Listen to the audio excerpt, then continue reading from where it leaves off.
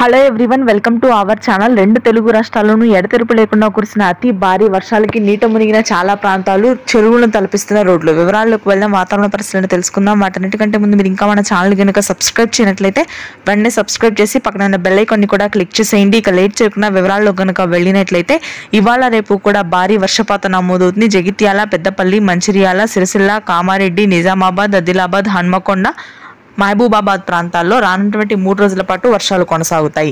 ఇక బంగాళాఖాతంలో ఏర్పడినటువంటి అల్పపీడనం వాయుగుండంగా మారడంతో గత 3 రోజులుగా మధ్యాంధ్ర, ఉత్తరాంధ్ర జిల్లాలో, ముఖ్యంగా ఉత్తర కోస్తా జిల్లాలో 20 సెంటీమీటర్ల రికార్డు స్థాయి వర్షపాతం నమోదైంది.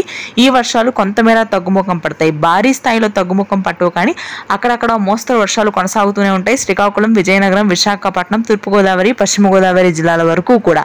ఇక మధ్యాంధ్ర, గుంటూరు, కృష్ణా, ఆ తర్వాత ప్రకాశం జిల్లాలు, నెల్లూరు, ఉత్తర ప్రాంతాల్లో కూడా ఇవాళ రేపు ఆకాశం మేఘావృతమై తేలికపాటి జల్లులు నమోదవుతాయి.